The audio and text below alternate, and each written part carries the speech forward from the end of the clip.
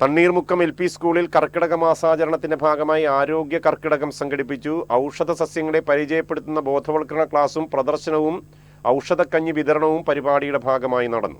കുട്ടികളിൽ പരമ്പരാഗത ആരോഗ്യ അറിവുകളും ഔഷധ സസ്യങ്ങളെക്കുറിച്ചുള്ള ബോധവൽക്കരണവും വളർത്തുകയെന്ന ലക്ഷ്യത്തോടെയാണ് പരിപാടി നടത്തിയത്.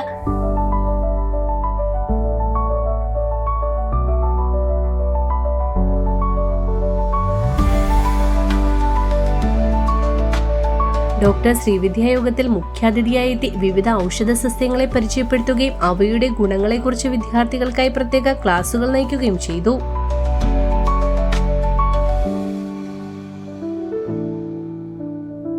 തുടർന്ന് ഔഷധ സസ്യ പ്രദർശനവും ഔഷധക്കഞ്ഞി വിതരണവും സംഘടിപ്പിച്ചു. പരിപാടിയിൽ പ്രസിഡന്റ് വിദ്യാനന്ദൻ അധ്യക്ഷത വഹിച്ചു. HM മേരി മഗ്ദലിൻ ചടങ്ങിൽ സ്വാഗതം ആശംസിച്ചു.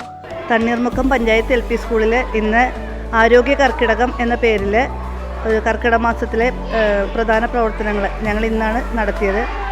അപ്പോൾ കുട്ടികൾക്ക് ആരോഗ്യ ബോധവൽക്കരണ ക്ലാസ്, ഔഷധ സസ്യങ്ങളെക്കുറിച്ചുള്ള പരിചയപ്പെടുത്തുന്ന കാര്യങ്ങളും അതുപോലെ തന്നെ പ്രദർശനവും ഒക്കെ നടത്തുകയുണ്ടായി. അതോടൊപ്പം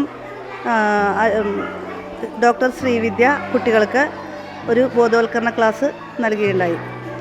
അതോടൊപ്പം ഞങ്ങൾക്ക് ഇന്ന് കർക്കിടകക്കഞ്ഞി വിതരണവും നടത്തുന്നുണ്ട്. അതോടൊപ്പം ഒരു ഔഷധത്തോട്ട നിർമ്മാണം കൂടി ഞങ്ങൾ പ്ലാൻ ചെയ്തിട്ടുണ്ട് ഇന്നത്തെ ദിവസം.